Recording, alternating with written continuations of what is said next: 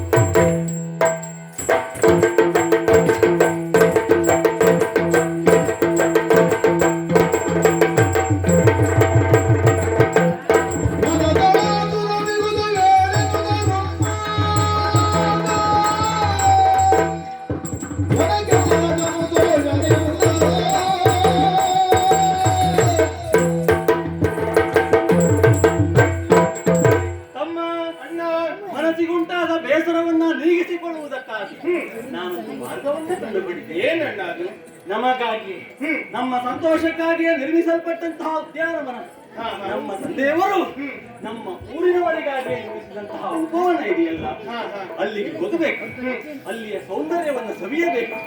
ಮನಸ್ಸಿಗೆ ಉಂಟಾದ ಬೇಸರವನ್ನ ಕಳೆದುಕೊಳ್ಳುವುದಕ್ಕೆ ಪ್ರಕೃತಿಯ ಒಡನಾಟವೇ ಮನೆಯ ಮದ್ದಂತೆ. ಹಾಗಾಗಿ ಅಲ್ಲಿಯವರೆಗಾಗಿ ಹೋಗಿ ಆ ಪ್ರಕೃತಿಯ ಸವಿಯನ್ನ ಸವಿಯಬೇಕೆಂದು ನನ್ನ ಆಸೆ.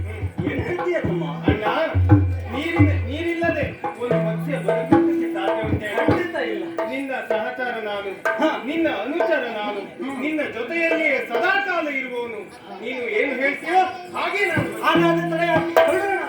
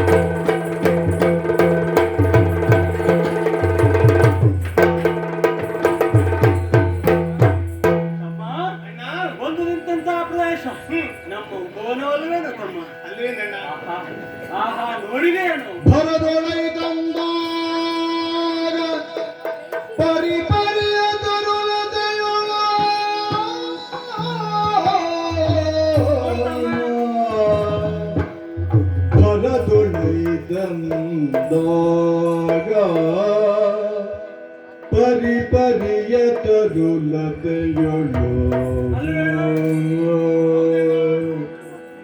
ಇರುವ ಸುಮ ಫಲ ಪಣ್ಣ ಪರಿಗಿಸುತ್ತ ಮುದದೆ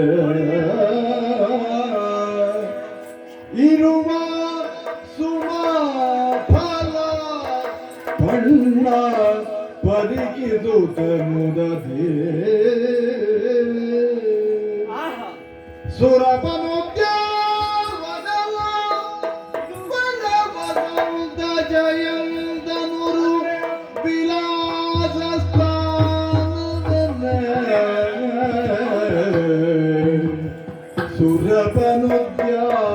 ಸುರಪನುದ್ಯಾವನವೋ ವರವಸಂತ ಜಯಂತನುರು ವಿಲಾಸ ಸ್ಥಾನವೆನೆ ಭ್ರಾಂತಿಗೊಳ್ಳುತ್ತ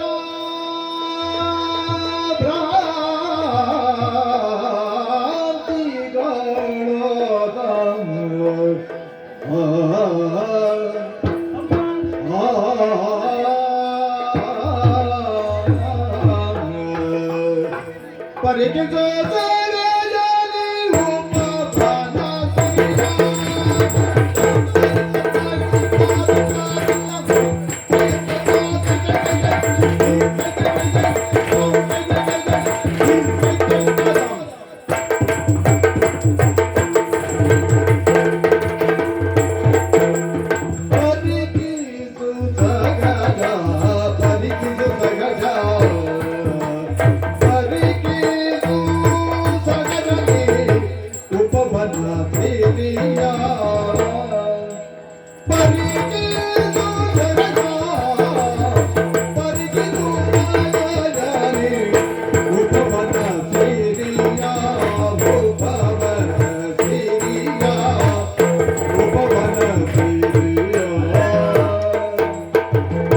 ಪರಿಗಿದು ಸಹಜನೆ ಪರಿಗಿದು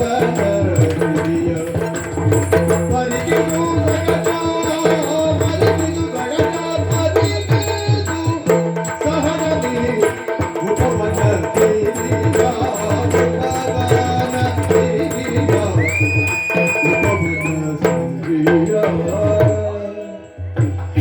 ತರುಗಳ ಮಧ್ಯದಿ ಚೋಪಿನ ಲತೆಯ ತರುಗಳ ಮಧ್ಯದಿ ತರುಗಳ ಮಧ್ಯದಿ ತರುಗಳ ಮಧ್ಯದಿ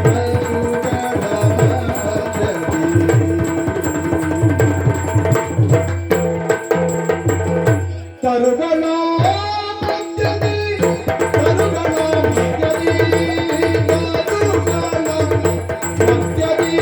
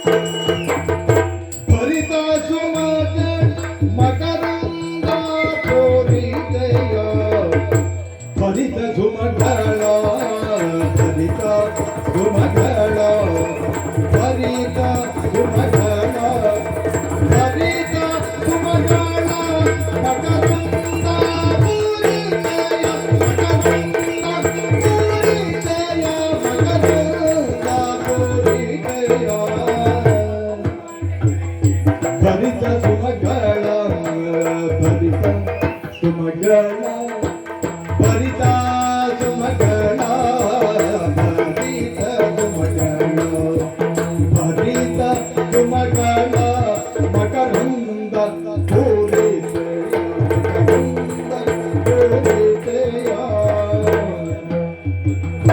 ಸರಸ್ವತಿ ಸತಿಯುಗ ಷಟ್ಪದತಿಯ ಸರಸ್ವತಿ ಸತಿಯುಗ ಷಟ್ಪದತಿಯ ಸರಸ್ವತಿ ಸತಿಯುಗ ಸರಸ್ವತಿ ಸತಿಯುಗ ಷಟ್ಪದತಿಯ ಸರಸ್ವತಿ ಸವಿಯುವ ಷಟ್ಪದತಿಯ ಸರಸ್ವತಿ ಸವಿಯುವ ಷಟ್ಪದತಿಯ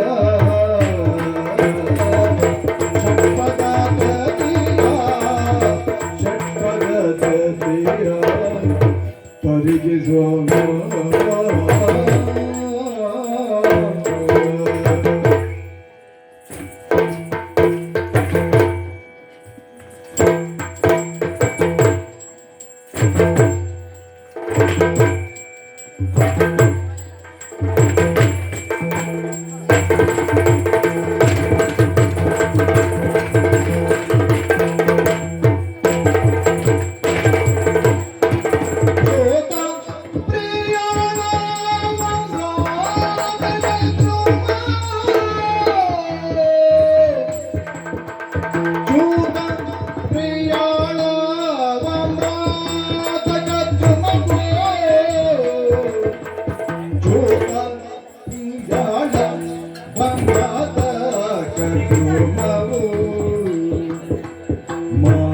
ಮಾತರಂಗವು ಪಾರಿಜಾತ ಪ್ರಮೋದವು ಮಾತರಂಗವು ಪಾರಿಜಾತ ಪ್ರಮೋದವು ಮಾತರಂಗವು ಪಾರಿಜಾತ ಪ್ರಮೋದವು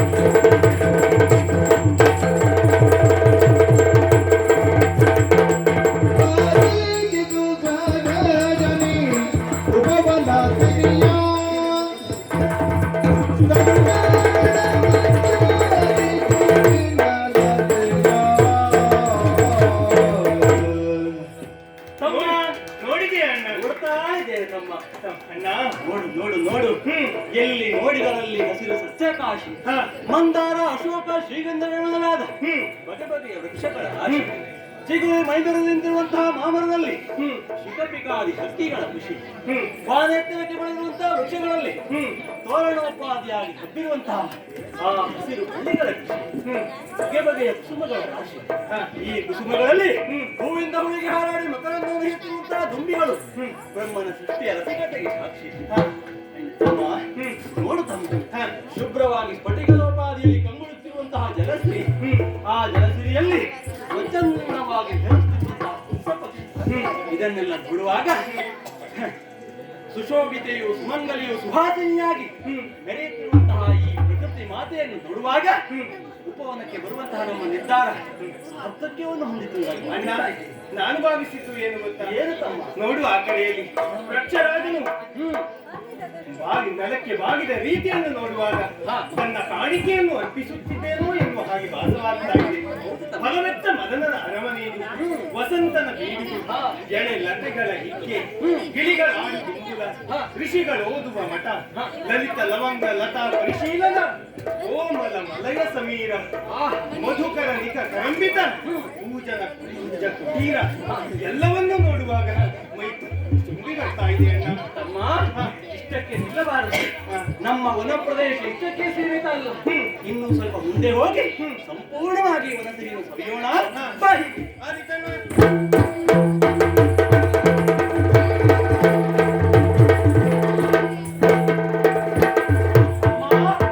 ನೋಡಲ್ಲಿ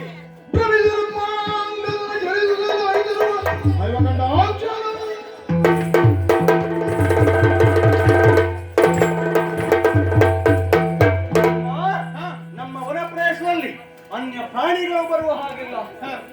ನೋಡುತ್ತಮ್ಮ ಯಾವುದೋ ಅನ್ಯ ಮೃಗ ನಮ್ಮ ಉಪವನಕ್ಕೆ ಬಂದಿರ್ತಾವೆ. ವಿಚಾರಿಸಿಕೊಳ್ಬೇಕು, ಬಿಡಬಾರದು. ಈಗ ಬಾಯಿಂದ ಅದನ್ನು ಒಮ್ಮೆಲೆ ಹೀಗೆ ಮಾಡುದು ಸರಿಯಲ್ಲ ಅಣ್ಣ. ನೋಡು ಒಮ್ಮೆ, ಅದು ಸಾಮಾನ್ಯವಾದ ಹಸುವಲ್ಲ, ಅದರ ವಿಶೇಷತೆಯನ್ನು ನೋಡಣ್ಣ. ಕನಕಮಯದ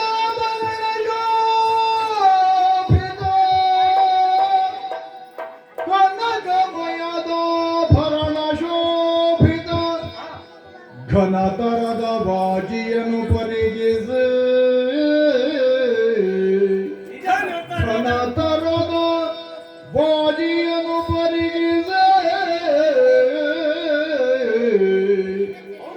ಹೊಣೆಯೊಳಗೆ ಬೀದಿದ ಲೇಖನವನು ಕಾಣುತ್ತಲೇ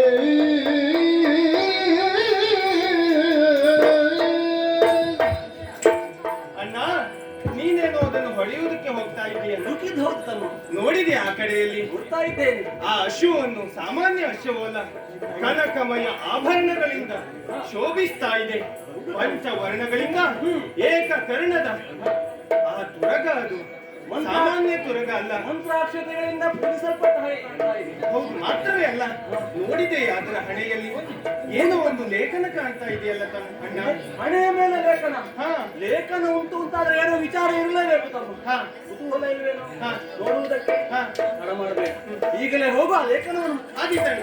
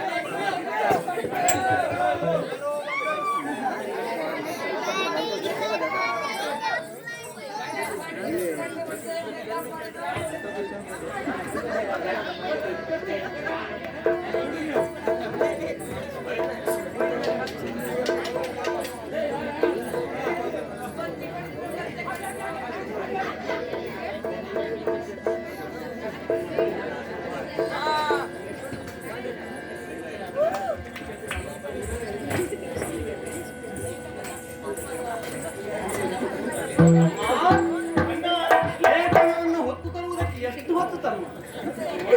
ಹೇಗೂ ಹೊತ್ತು ತಂದಿದ್ದೀಯಲ್ಲ, ಅದರಲ್ಲಿ ಏನು ವಿಚಾರ ಇದೆ ಎನ್ನುವುದನ್ನ ನೀವೇ ವಾಚಿಸಿ ಹೇಳುವ. ಆದೀತಣ್ಣ. ಪುರಪತಿ ಜಗತಿ ಸಮರ್ಥನೋದಯ ರಾಮನೋ ಉತ್ತಮ ಹಯವೇದ ಮಧುಕೈವದ ಮಾತೆ ಉತ್ತಮ ಕವಚದಲ್ಲಿ. ಅಣ್ಣ, ತಮ್ಮ, ಇದು ಅಯೋಧ್ಯೆಯಿಂದ ಹೊರಟಂತ ತುರಗ. ಬುದ್ಧಿ ತುರುಗುವ ಅಲ್ಲಿನ ಅರಸನಾದಂತ ಶ್ರೀರಾಮಚಂದ್ರ ರಾವಣಾದಿ ಖಳರನ್ನು ಕೊಂದು ಬ್ರಹ್ಮಹತ್ಯಾ ದೋಷ ತನಗೆ ಬಂದಿತ್ತೆಂಬ ಶಂಕೆಯಿಂದಾಗಿ ಅಶ್ವಮೇಧ ಯಾಗವನ್ನು ಕ್ರತುವನ್ನು ಕೈಗೊಂಡ. ಸರಿ. ಆ ಯಜ್ಞಾಶ್ವವಿದು ಅದು ಇಚ್ಛೆಯಂತೆ ಅಲ್ಲಿಂದ ಹೊರಡುವುದು. ಅದರ ಬೆಂಗಾವಲಾಗಿ ಸೈನ್ಯವು ಇರುವುದು. ಯಾರು ಬಂದಿದ್ದಾರಂತೆ? ಸೇನಾ ನಾಯಕ. ಸೇನಾ ನಾಯಕನಾಗಿ ಆ ಶತ್ರುಘ್ನ ಬಂದಿದ್ದಾರಂತೆ. ಅಮ್ಮನ ತಮ್ಮ ಶತ್ರುಘ್ನ ಬಂದಿದ್ದಾರೆ. ಹಾ, ಮಾತ್ರವೇ ಅಲ್ಲ, ಮತ್ತೆ ಇದು ಎಲ್ಲಿ ಹೋಗ್ತದೋ ಅಲ್ಲಿ ಬಲವುಳ್ಳವರು ಇದನ್ನು ಕಟ್ಟಿ ಕಾದಾಡಬೇಕಂತೆ. ಬಲವುಳ್ಳವರು ಕಟ್ಟಿ ಕಾದಬೇಕು. ಹಾ, ಬಲಹೀನರಾದವರು ಕಪ್ಪ ಕಾಣಿಕೆಯನ್ನು ಕೊಟ್ಟು ಅವರನ್ನು ಅನುಸರಿಸಬೇಕು. ಅವರ ಜೊತೆಯಲ್ಲಿ ಹೋಗಬೇಕು ಎಂಬುದಾಗಿ ಬರೆದಿದ್ದಾರೆ.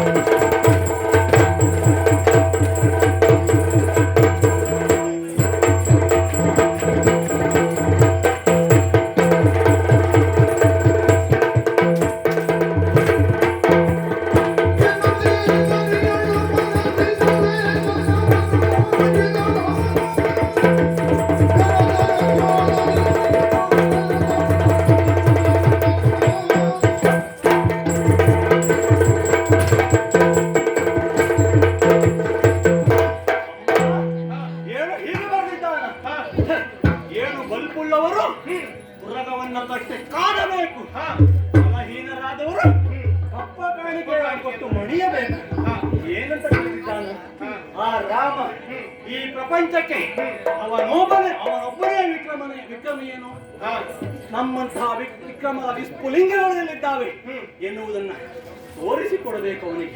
ಇಷ್ಟೇ ಬರೆದಿದ್ದಾನ, ಇನ್ನೇನು ಬರೆದಿದ್ದಾನೆ? ಅವನು ಎಣಿಸಿದ್ದು ಏನು ಗೊತ್ತಾ? ಏನು?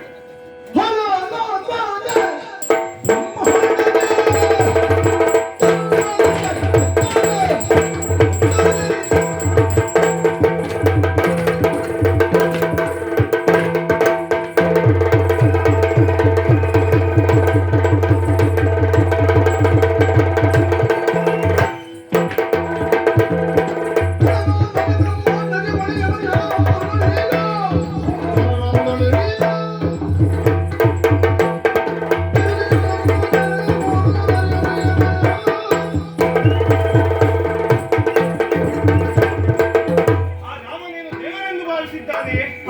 ನಾವು ತಿಳಿದಿದ್ದು ಏನು? ಏನು? ಹರನೋರ್ವನೇ ಅವನೊಬ್ಬನೇ ಬ್ರಹ್ಮಾಂಡಕ್ಕೆ ದೇವನು ಹಾ. ಮಾತ್ರವೇ ಅಲ್ಲ, ನಮ್ಮ ಭಾವನವಾಗಿದ್ದಾನೆ. ಇಂತಹ ರಾಮನಿಗೆ ಮಣಿಯುವ ಹುಡುಗರು ನಾವಲ್ಲ. ಖಂಡಿತ ಸಾಧ್ಯವಿಲ್ಲ. ನಮ್ಮಲ್ಲಿ ಬಲ ಇದೆ ಎನ್ನುವುದನ್ನು ತೋರಿಸುವುದಕ್ಕಾಗಿ ಅದಕ್ಕಾಗಿ ಬಂದಂತ ಪುರವನ್ನ ಖಂಡಿಸಬೇಕು. ವಿಷಯವನ್ನು ಮೊದಲು ತಂದೆಗೆ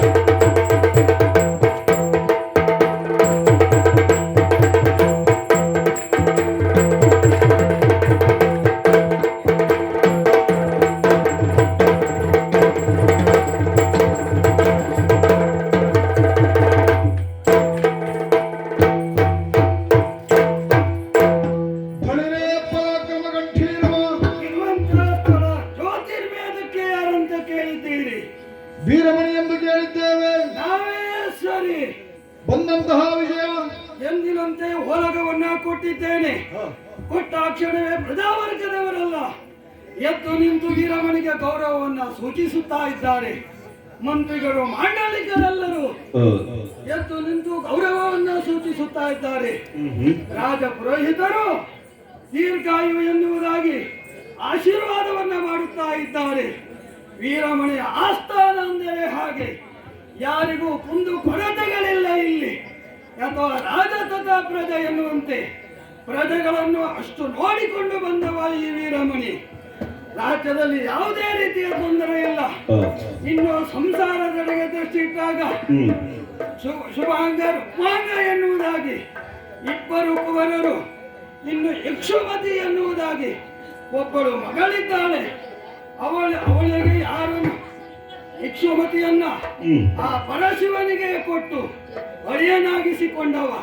ನನ್ನ ಆರಾಧ್ಯ ದೈವನಾದಂತಹ ಆ ಶಿವನು ಈ ಜ್ಯೋತಿರ್ವೇದದಲ್ಲೇ ಇರುವುದು ನಮಗೊಂದು ಸಂತಸದ ವಿಷಯ. ಹಿಂದಿನಂತೆ ಹೊಲಗ ಕೊಟ್ಟಾಗ ನನ್ನ ಬಲದಲ್ಲಿ ಎಡದಲ್ಲಿ ಇರತಕ್ಕಂತ ನನ್ನ ಉಭಯ ಮಕ್ಕಳು ಇನ್ನೂ ಬರಲಿಲ್ಲಲ್ಲ, ಯಾವ ಕಡೆ ಹೋಗಿರಬಹುದು ಅವರು?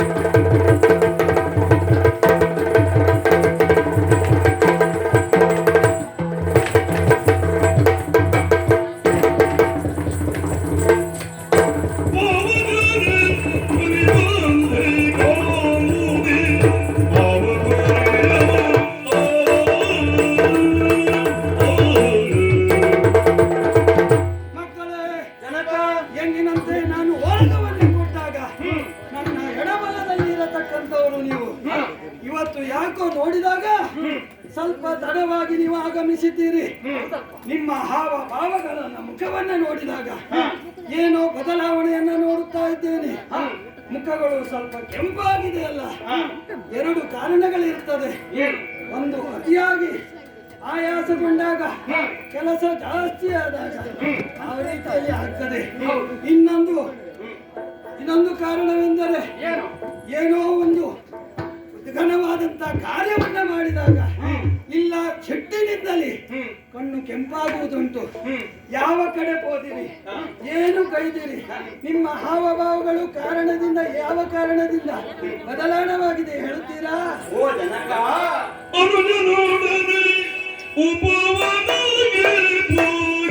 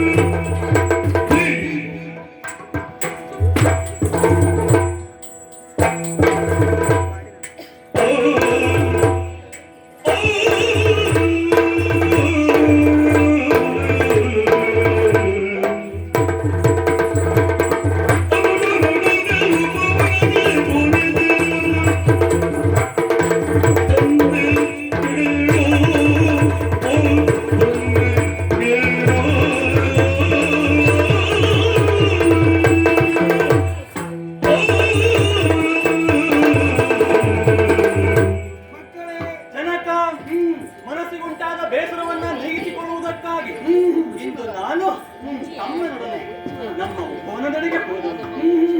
ಅಪ್ಪ, ಎಂದಿನಂತೆ ಇಂದಲ್ಲ, ನಮ್ಮ ರಾಜ್ಯದ ಮೃಗವೇ ಅಲ್ಲ, ಅನ್ಯ ಮೃಗವೊಂದು ನಮ್ಮ ಕಾರಣಕ್ಕೆ ಬಂದಿದೆ.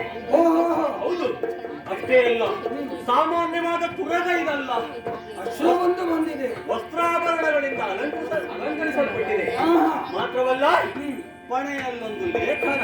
ಆ ಲೇಖನ ಬರೆದಿದೆ. ಹೌದು, ಆ ಲೇಖನದಲ್ಲಿ ಬರೆದಿರುವಂತಹ ವಿಚಾರ ಏನು ಬರಲಿಲ್ಲ. ಏನು ವಿಚಾರ ಅಂತ ಬರೆದಿದೆ?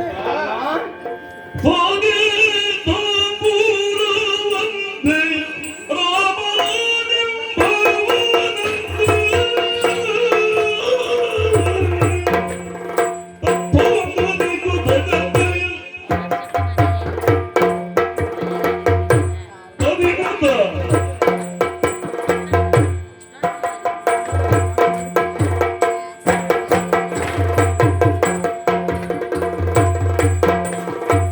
Oh!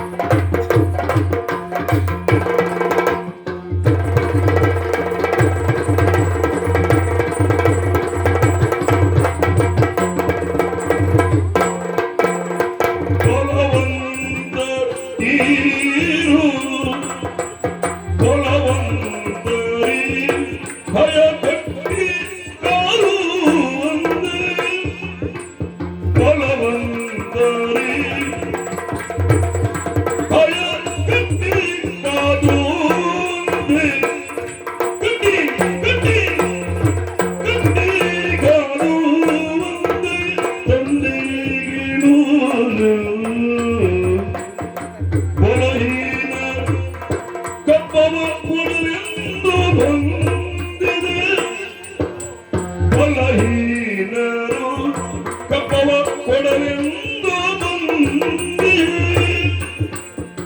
ತಂದೆ ಹೇಳೋ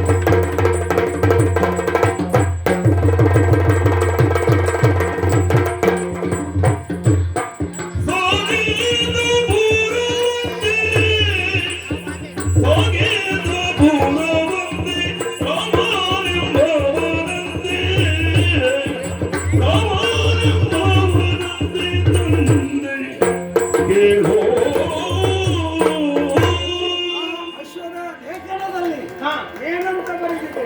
ಅಪ್ಪ ನಾವು ಕಂಡಂತಹ ಅಶ್ವದ ಹಣೆಯಲ್ಲಿ ಬರೆದಂತಹ ಲೇಖನ ಸಾಕೇತದ ಪುರದ ಅರಸನಾದಂತಹ ಶ್ರೀರಾಮಚಂದ್ರ ರಾವಣಾದಿ ಕಳರನ್ನು ಕೊಂದು ಬ್ರಹ್ಮಹತ್ಯಾ ದೋಷ ಅಂಟಿತೆಂದು ಭಾವಿಸಿ ಅದರ ಶಂಕೆಗೆ ಒಳಗಾಗಿ ಅಶ್ವಮೇಧ ಕೃತುಯನ್ನು ಕೈಗೊಂಡನಂತೆ. ಓಹೋ ಮಾತ್ರವೇ ಅಲ್ಲ, ಮತ್ತೆ? ಅದರ ಇಚ್ಛೆಯಂತೆ ಹಾ. ಅದನ್ನು ಪೂಜಿಸಿ ಬಿಟ್ಟನಂತೆ. ಓಹೋ ಅದು ಅದರ ಇಚ್ಛೆಯಂತೆ ತೆರಳುವುದು, ಅದರ ಜೊತೆಯಲ್ಲಿ ಸೈನ್ಯವನ್ನು ಶತ್ರುಘ್ನನನ್ನು ಸೇನಾ ನೇತಾರನನ್ನಾಗಿ ಕೊಟ್ಟಿದ್ದಾನೆ. ಅದು ಎಲ್ಲಿ ಹೋಗ್ತದೆಯೋ ಅಲ್ಲಿ ಬಲವುಳ್ಳವರು ಕಟ್ಟಿ ಕಾದಾಡಬೇಕಂತೆ. ಬಲಹೀನರು ತಪ್ಪ ಕಾಣಿಕೆಯನ್ನು ಕೊಟ್ಟು ಅವರನ್ನು ಅನುಸರಿಸಿ ಹೋಗಬೇಕಂತೆ. ನೀವೇನು ಮಾಡಿದ್ದೀರಿ? ಜನಕ ನಾವು ಸಾಮಾನ್ಯರಲ್ಲ, ಮೇಲಮನೆಯ ಸಂಜಾತರು. ಹಾಗಾಗಿ ಬಂದಂತ ತುರಗವನ್ನು ಬಂಧಿಸಿ ಬಂದಿದ್ದೇವೆ. ಮಕ್ಕಳೇ ಮೆಚ್ಚಿದ್ದೇನೆ.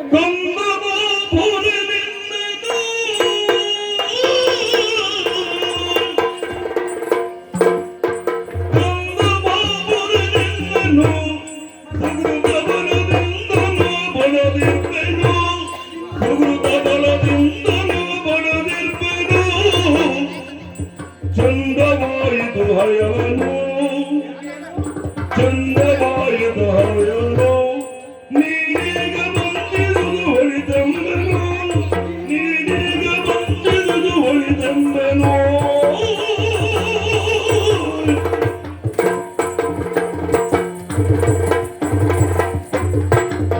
ಬಲಿರೆ ಬಾಬುರೆ, ನಮ್ಮದು ಅಪರಾಧವಾಗಿದ್ದರೆ ಕ್ಷಮಿಸಬೇಕು. ಖಂಡಿತವಾಗಿ ಅಪರಾಧವೇ ಅಲ್ಲ. ಅಲ್ಲಿ ಬರೆದಿದ್ದೇನು? ಬಲವುಳ್ಳವರು ಕಟ್ಟಬೇಕು, ಕ್ಷತ್ರಿಯರಾದವರು ಕಟ್ಟಲೇಬೇಕು. ಖಂಡಿತವಾಗಿ. ವೀರಮಣಿ ಎಂದರೇನು? ಅವರ ಮಕ್ಕಳೆಂದರೇನು? ಅಲ್ವೇ? ಸಿಂಹದ ಹೊಟ್ಟೆಯಲ್ಲಿ ಸಿಂಹವೇ ಹುಟ್ಟುತ್ತಿದೆ ಹೊರತು ಬಲ್ಲುಕ ಎಂದೂ ಜನಿಸಲಾರದು. ಖಂಡಿತ ಇಲ್ಲ. ಅಂತಹ ಧೈರ್ಯವುಳ್ಳ ವೀರಮಣಿ ಮಕ್ಕಳು ನೀವು. ಒಳ್ಳೆಯ ಕೆಲಸವನ್ನೇ ನೀವು ಮಾಡಿದ್ದೀರಿ. ಆ ಹಯವನ್ನ ಕಟ್ಟಿ ನಮ್ಮನ್ನು ಇನ್ನಷ್ಟು ಉತ್ತೇಜನಗೊಳಿಸಿದ್ದೀರಿ. ಇಷ್ಟಲ್ಲದೆ ನಮಗೆ ಹಯವನ್ನು ಕಟ್ಟಿ ಯಾರೇ ಬಂದರು ನಮಗೆ ಯಾರ ಅನುಗ್ರಹ ಉಂಟು ಬಂದಿರ? ಆ ವರ್ಗನ ಅನುಗ್ರಹ ಉಂಟು ನಮಗೆ.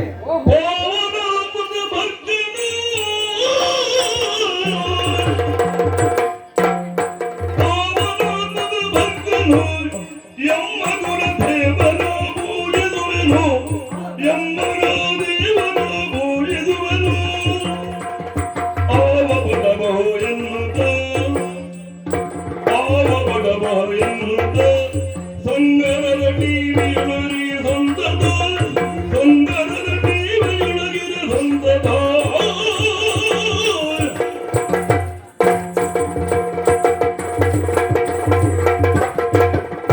ನಮ್ಮ ಪುರಕ್ಕೆ ಯಾರ ಬಲವುಳ್ಳವಲ್ಲಿಲ್ಲ.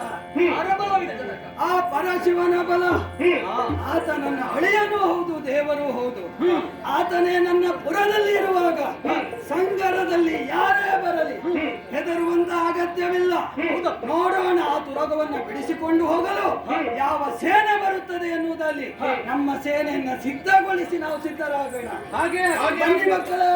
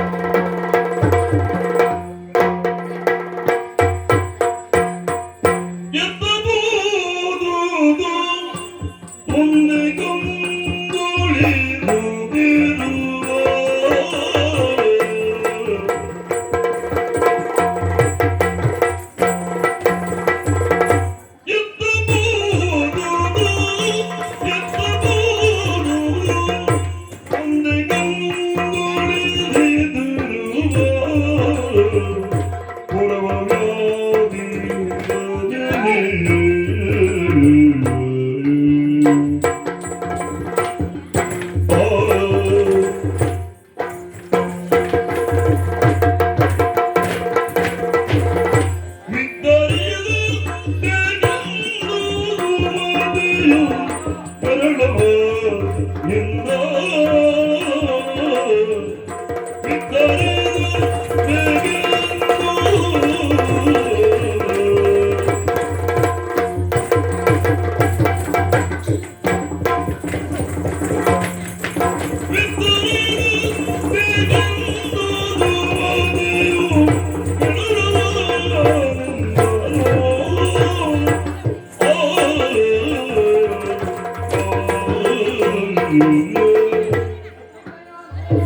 ಶುಭವಾಗಲಿ ಅಂತೇಳಿ ಅಲ್ಲದೆ ಹೋದರೆ ಹೀಗೊಂದು ಘಟನೆ ನಡೆದು ಹೋಯ್ತಲ್ಲ. ಏನಾಯ್ತು ದೇವ? ಮಾಯಾಪುರಿಗೆ ಸಂಧಿಸಿದಂತವರು ನಾವು ಕುಮುದಿನಿಯಿಂದ ವಿಲ್ಲನ್ನು ಪಡೆದು ಮಾಯಾಪುರಿಯಿಂದ ಹಿಂತಿರುಗಿ ಬಂದವರು. ನೋಡಿದರೆ ಈಗ ನಮ್ಮ ಅಶ್ವದ ಕುದುರೆ ಎಲ್ಲಿ ಹೋಯಿತು ಎಂದು ಯೋಚಿಸುವಾಗ ಈ ಜ್ಯೋತಿರ್ಮೇಧಪುರ ಬಂದ ಸೇರಿದೆ ಎಂಬುದಾಗಿ ಹೇಳುತ್ತಾ ಇದ್ದಾರೆ. ಅಲ್ಲಿಯ ರಾಜನ ಮಕ್ಕಳಾದಂತಹ ಶುಭಾಂಗ ರುಕ್ಮಾಂಗರು ಕಟ್ಟಿದ್ದಾರಂತೆ. ಅದಕ್ಕೆ ಬೆಂಬಲಿಗರಾಗಿ ಅವನು ಕೂಡ ಮಕ್ಕಳಿಗೆ ಪ್ರೋತ್ಸಾಹವನ್ನು ಕೊಡ್ತಾ ಇದ್ದಾನೆ ಎಂಬುದಾಗಿ ತಿಳಿದು ಬಂದಿದೆ. ಹಾಗಾಗಿ ಈ ವಿಚಾರದ ಬಗ್ಗೆ ನೀವೇನು ಹೇಳುತ್ತೀರಿ?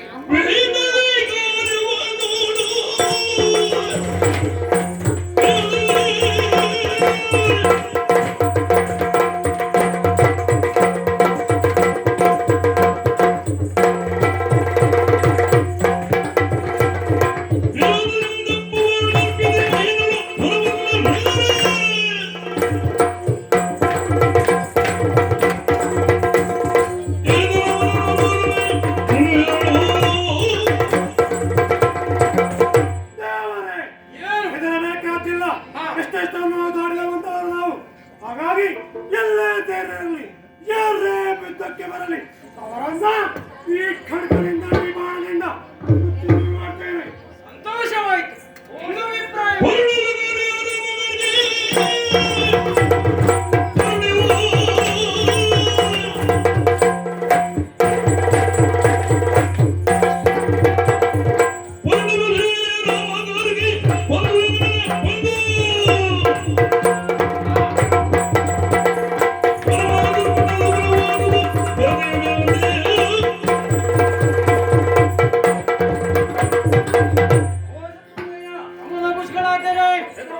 ಅಗತ್ಯ ಇಲ್ಲ. ಶ್ರೀರಾಮಚಂದ್ರನ ಕರುಣೆಯಿಂದಾಗಿ ಅದೆಷ್ಟೋ ಕಷ್ಟವನ್ನು ನಾವು ಪರಿಹರಿಸಿಕೊಂಡಿದ್ದೇವೆ. ನಿಜ. ಈ ಬಾಲಕರು ಅರ್ಥಾತ್ ವೀರಮಣಿಗಳು ನಮ್ಮ ಪಾಲಿಗೆ ಸಣ್ಣನೇ ಅಲ್ಲ. ನಾವಿದ್ದೇವೆ, ನಮಗೆ ಕೊಡಿ ಅಪ್ಪಣೆಯನ್ನ. ಬಹಳ ಸಂತೋಷವಾಯಿತು. ಆದರೆ ಶ್ರೀರಾಮನ ಒಂದು ಮಾತನ್ನು ನೆನಪಿಡಬೇಕಲ್ಲ. ಏನು? ಶಿವಭಕ್ತರೊಡನೆ ಯುದ್ಧ ಸಲ್ಲದು ಎಂಬುದಾಗಿ ತಿಳಿ ಹೇಳಿ ಕಳಿಸಿದ್ದಾನೆ. ಅವನ ಅನುಯಾಯಿಗಳಾದಂತಹ ನಾವು ಅವನಂತೆ ಆಚರಿಸಬೇಕಲ್ಲ. ವೀರಮಣಿ ಶಿವಭಕ್ತ ಎಂಬುದು ಏನು ಮಾಡುವುದು?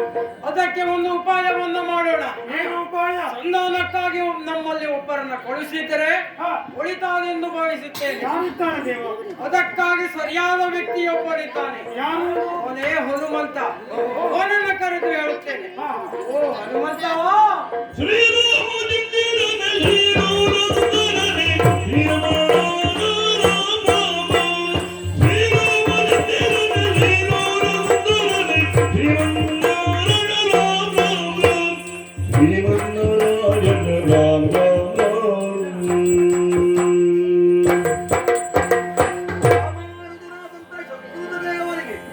ವಂದಿಸಿಕೊಂಡಿದ್ದೇನೆ. ಹನುಮನ ಪ್ರಣಾಮವನ್ನು ಸಲ್ಲಿಸುತ್ತೇನೆ. ಶುಭವಾಗಲಿ ಅಯ್ಯ. ಎದ್ದೇಳು. ಮರುತಸುತಪ ಚತುರನೀನಿಯೇ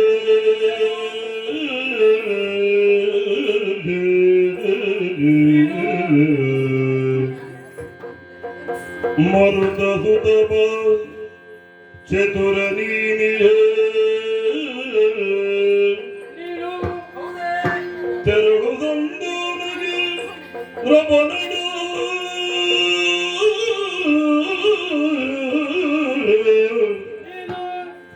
ತೆರಳು ಸಂದೋನಗೆ ರಮಣುಡ ಅರುವು ತುರಗವ ಬಿಟ್ಟು ಕಪ್ಪವನಿಯದಿರಲವನು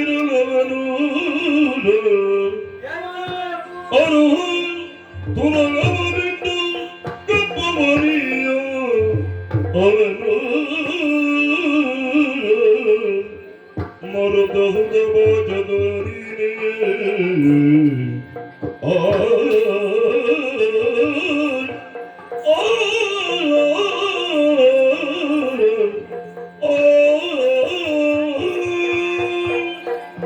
ಮಾರುತಿ, ಶತ್ರುಘ್ನದೇವ.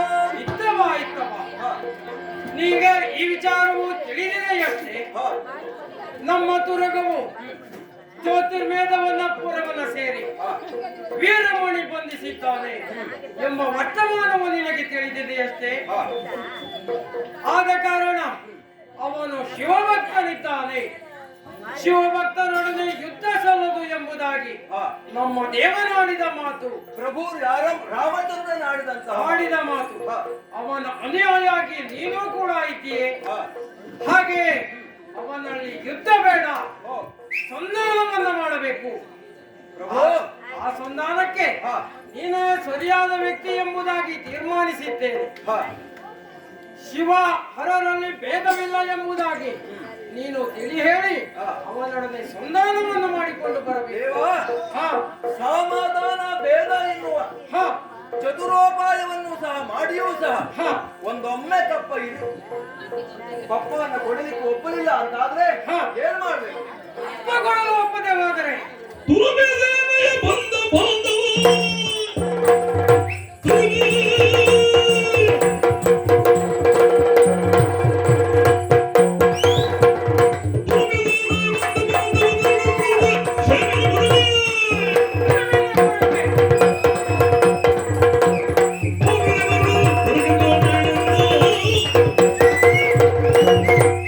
ಒಂದು ವೇಳೆ ನಿನ್ನ ಮಾತಿಗೆ ಒಪ್ಪದೆ ಹೋದರೆ ಒಂದು ಬಾಂಧವರನ್ನು ಗುಡಿ ಸೇನಾ ಬಲದೊಂದಿಗೆ ಅವನು ಕೂಡ ಶೈಮಿನಿಪುರಕ್ಕೆ ಅಟ್ಟುತ್ತೇವೆ ಎಂಬುದಾಗಿ ಮಾತನ್ನು ಹೇಳಿ ಬಾ.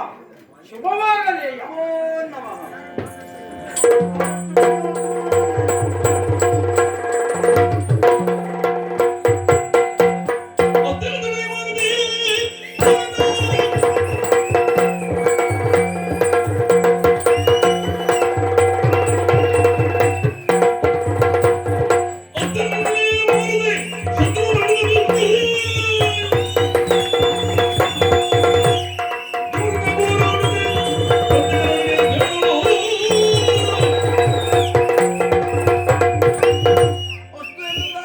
ಶತ್ರುಘ್ನದೇವನಿಗೆ ಅಭಯವನ್ನ ಇಟ್ಟಿದ್ದೇನೆ. ತನ್ಮೂಲಕವಾಗಿ ನನ್ನ ಪ್ರಯಾಣ ಜ್ಯೋತಿರ್ವೇದಕ್ಕೆ.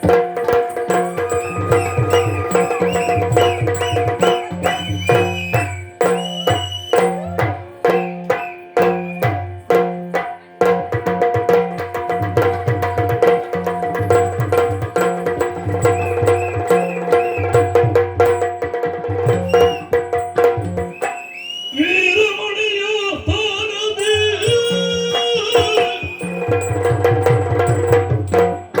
ವೀರಮಣಿಯ ಸ್ಥಾನದಿ ವಿಷ್ಣುರವನೇರು ನುಡಿದಿರಲಾರದಿ ವಿಷ್ಣುರವನೇರು ನುಡಿದಿರಲಾರದಿ ಮಾರುತಿಯು ಬರಗಾಡುತ್ತ ಮಾರುತಿಯು ಬರಗಾಡುತ್ತ ಬಂದರಿವ ಯಾರೆಂದು ಬೆರಗಾಡುತ್ತ ಬಂದರಿವ ಯಾರೆಂದು ಬೆರಗಾಡುತ್ತ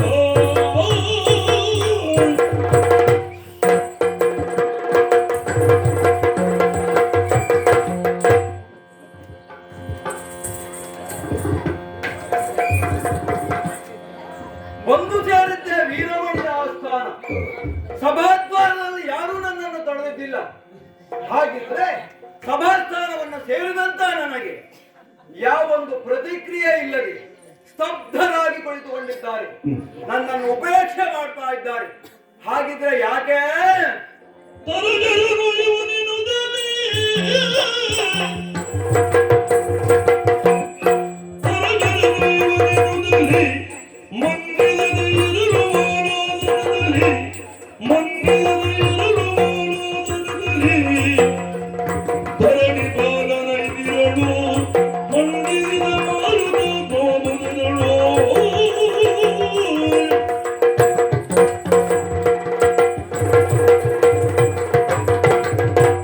ಹಾಗಿದ್ರೆ ಸಭಾಸ್ಥಾನವನ್ನು ಸೇರಿದಂತ ನನಗೆ ಯಾವುದೇ ಮನ್ನಣೆ ಇಲ್ಲ. ಯಾಕೆ ಅಂತ ಭಾವಿಸಿದ್ರೆ ಕೇವಲ ಮರ್ಕಟ ಎನ್ನುವುದಾಗಿ ಭಾವಿಸಿಕೊಂಡು ಮರಕ್ಕೆ ಹಾರುವಂತ ಮರ್ಕಟ ಎನ್ನುವುದಾಗಿ ಭಾವಿಸಿಕೊಂಡು ನನ್ನನ್ನು ಉಪೇಕ್ಷೆ ಮಾಡ್ತಾ ಇದ್ದಾರೆ. ಹಾಗಿದ್ರೆ ಅವರ ಗಮನ ನನ್ನೆಡೆಗೆ ಸೆಳೆಯಬೇಕು, ಅಥವಾ ನಾನು ಬಂದಂತಹ ರಾಮ ಕಾರ್ಯ ಸಾಧ್ಯವೂ ಆಗ್ಬೇಕು, ಸಾಧುವೂ ಆಗ್ಬೇಕು ಅಂತಾದ್ರೆ ರಾಮನ ಮರ್ಯಾದೆಗೆ ಎಳ್ಳಿನದು ಕುಂದು ಬರದ ಹಾಗೆ ವ್ಯವಹಾರ ಮಾಡಬೇಕು. ಆದ್ದರಿಂದ ಅವರ ಗಮನ, ನೇರ ಗಮನ ನನ್ನೆಡೆಗೆ ಸೆಳಿಬೇಕು. ನಾನು ಹಾಗಿದ್ರೆ ಏನು ಮಾಡಬೇಕು? ಹಿಂದೊಮ್ಮೆ ನಮ್ಮ ಅಂಗದನೆ ಲಂಕೆಗೆ ಹೋಗಿ ವಾಲಾಸನವನ್ನ ಗೈದು ಎತ್ತರದ ಆಸನಲ್ಲಿ ಕುಳಿತುಕೊಂಡಿದ್ದಾನೆ. ನಮಗೆ ಇವರ ಆಸನ ಅಲ್ಲ ಬೇಕಾ ಸ್ವಾಮಿ? ಸ್ಥಿರವಾದಂತಹ ನಮ್ಮ ಆಸನವೇ ನಾವು ಮಾಡಿಕೊಳ್ತೇವೆ. ಬಾಲವನ್ನ ಬಲಿದು ಸುರುಳಿಯಾಗಿ ಸುತ್ತಿ ಅವನ ಸಿಂಹಾಸನದ ಸಮದಂಡಿಯಾಗಿ ಅವನ ಗಮನ ನನ್ನೆಡೆ ಸೆಳೆವಾಗಿ ಮಾಡ್ತೇನೆ. ನೋಡುವ.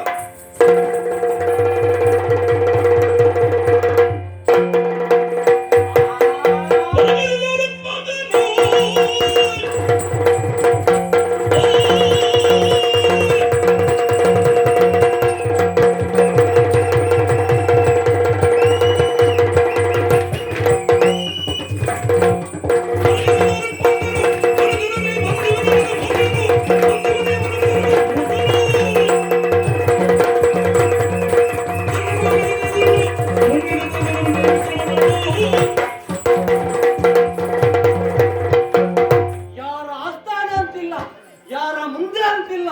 ವೀರಮಣಿ ಆಸ್ಥಾನದಲ್ಲಿ ಕುಳಿತಿರುವಾಗ ಯಾರು ಏನು ಎಷ್ಟು ಎಂಬುದಿಲ್ಲ. ಕಪ್ಪಿ, ಮಂಗ, ಒಲಿಮುಖ ನಿನ್ನನ್ನು ಸಂಬೋಧಿಸುವುದು ಹೇಗೆ ಬಲ್ಲೆಯ? ನೀನೊಬ್ಬ ಮದಮುಖ.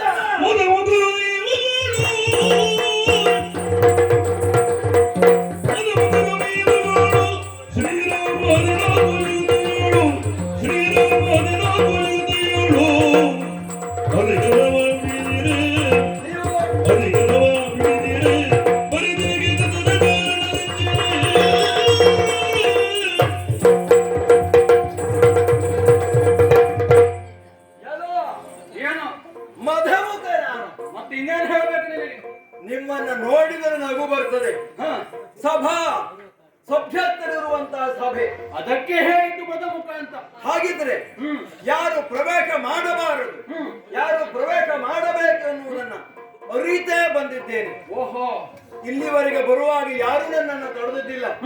ಹಾಗಿದ್ರೆ ಮರ್ಕಟನವರು ಪ್ರವೇಶ ಮಾಡ್ತಾರೆ ಅಂತ ಆದ್ರೆ ಬಾಗಿಲ ಭಟರು ತಡಿಬೇಕಿತ್ತು, ತಡೀಲಿಲ್ಲ.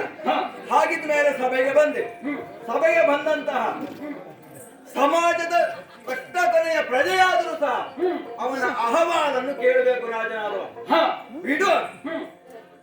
ಅಷ್ಟೇ ಅಲ್ಲದೆ ಮತ್ತೆ ಮದಮುಖ ಎನ್ನುವುದಾಗಿ ಸಂಬೋಧಿಸಿದೆ. ಮದಮುಖತನವನ್ನು ನಾನು ಮಾಡಿದ್ದಿಲ್ಲ. ಮತ್ತೆ ನಿಮ್ಮ ಗಮನವನ್ನು ನನ್ನೆಡೆಗೆ ಸೆಳೆಯಬೇಕು ಎನ್ನುವ ಉದ್ದೇಶದಿಂದಲೇ ಈ ಕೃತ್ಯವನ್ನು ನಾನು ಗೈದೆ. ಓಹೋ, ಯಾಕೆ ಗೊತ್ತುಂಟ? ಯಾಕೆ? ಮದಮುಖರು ನಾವಲ್ಲ, ಮದಮುಖರು ನೀವು.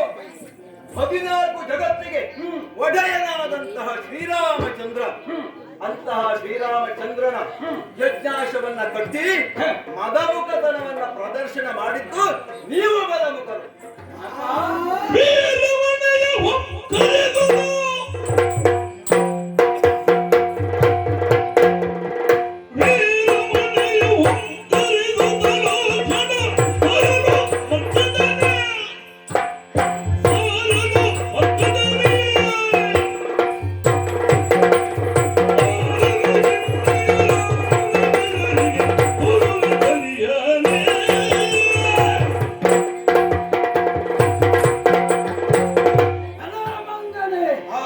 ಹಚ್ಚಿತೊಂದು ಮಂಗ ಬಂದು ವೀರಮಣಿಯ ಎದುರುಗಡೆಯಲ್ಲಿ ಇಂಥ ಅಹಂಕಾರದ ಮಾತುಗಳನ್ನು ಆಡುತ್ತಾ ಇದ್ದೀಯಲ್ಲ. ನೀನು ಈ ಮಾತನ್ನ ಆಡಬೇಕು ಎನ್ನುವುದಾಗಿ ಈ ಕೃತ್ಯವನ್ನು ಗೈದೆ ನಾನು.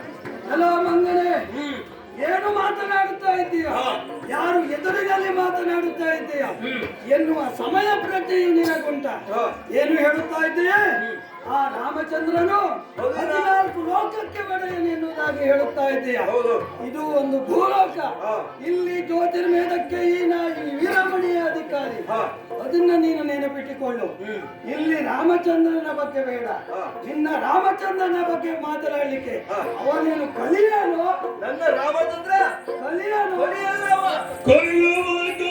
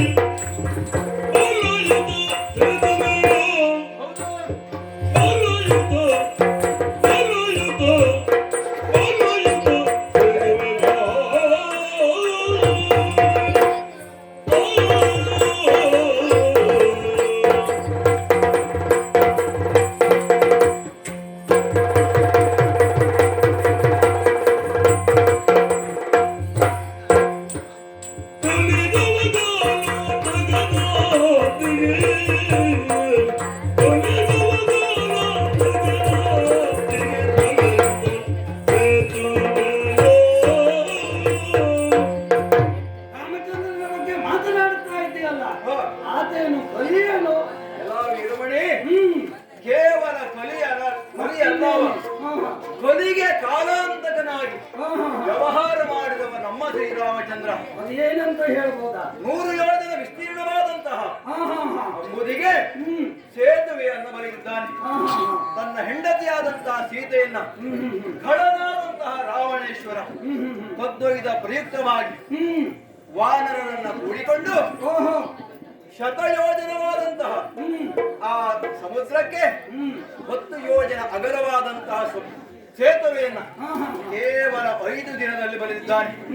ತನ್ಮೂಲಕವಾಗಿ ಲಂಕೆಯನ್ನ ಸೇರಿ ಚತುರ್ದಶ ಗೋಲದಳನಾದಂತಹ ರಾವಣೇಶ್ವರನನ್ನ ಹೊಂದಿದ್ದಾನೆ. ಅಷ್ಟೇ ಅಲ್ಲ, ಅವನ ಅನುಜನಾದಂತಹ ಕುಂಭಶ್ರವಣನನ್ನ ಕೊಂದು ಮರಳಿ ಸೀತೆಯನ್ನ ಪಡೆದಿದ್ದಾನೆ. ಮರಳಿ ಸೀತೆಯನ್ನ ಪಡೆದು ರಾಜ್ಯಾಭಿಷಿಕ್ತನಾಗಿದ್ದಾನೆ. ಅಂತಹ ರಾಮಚಂದ್ರನ್ನ ಕೊಲಿಯಲ್ಲ, ಕೊಲಿಗೆ ಅವ ಕಾಲಾಂತಕ.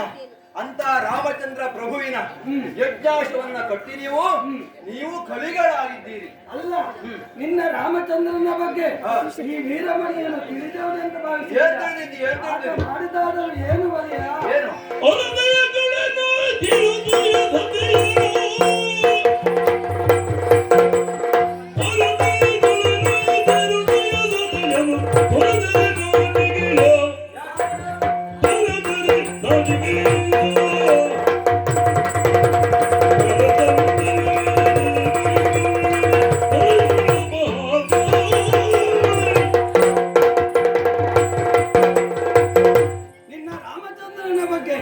ನಾನೇನು ತಿಳಿದವನಲ್ಲ ಅಂತ ಭಾವಿಸಿದ್ದೆ. ಏನು ಶರದಿಗೆ ಶತಯೋಜನೆಯಲ್ಲಿ ಸೇತುವೆಯನ್ನು ನಿರ್ಮಾಣ ಮಾಡಿದ್ದಾರೆ.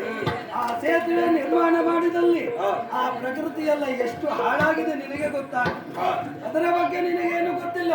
ಕೇವಲ ರಾಮಚಂದ್ರ ಮಾತ್ರ ನಿರ್ಮಿಸಿದ್ದಲ್ಲ, ನೀವು ಅದರಲ್ಲಿ ಸೇರಿ ಪಾಲ್ಗೊಂಡಿದ್ದೇವೆ. ನೀವು ಪಾಲ್ಗೊಂಡಿದ್ದೀರಿ. ಚಪಲಚಿತ್ತರಾದಂತಹ ಮರ್ಕಟರನ್ನ ಕೂಡಿಕೊಂಡು ಹೇಗೆ ಕೆಲಸ ಸಾಧನೆಯನ್ನು ಮಾಡಬೇಕೆನ್ನುವುದಾಗಿ ನಮ್ಮ ಪ್ರಭುವನ್ನು ನೋಡಿಕೊಳ್ಳಬೇಕು. ಕೇವಲ ಸೇತುವೆಯನ್ನ ಗೈದಿದ್ದ ಆತ ಯಾಕಾಗಿ ತನ್ನ ಸತಿಯಲ್ಲಿರುವುದಾಗಿ ತಿಳಿದು ಆ ಸತಿಯನ್ನ ಕರೆದುಕೊಂಡು ತನ್ನ ದಾಹವನ್ನ ತೀರಿಸಿಕೊಳ್ಳಬೇಕು. ಚಾಪಲ್ಯಕ್ಕಾಗಿ ಕರೆದುಕೊಂಡು ಬಂದವ ಆ ರಾಮಚಂದ್ರ. ಅಂತ ರಾಮಚಂದ್ರ ಕ್ಷುಲ್ಲಕನೇ ಹೊರತು ಒಳಿತವನಲ್ಲ ಎನ್ನುವುದಾಗಿ ಹೇಳ್ತಾ ಇದ್ದೇನೆ. ರಾಮ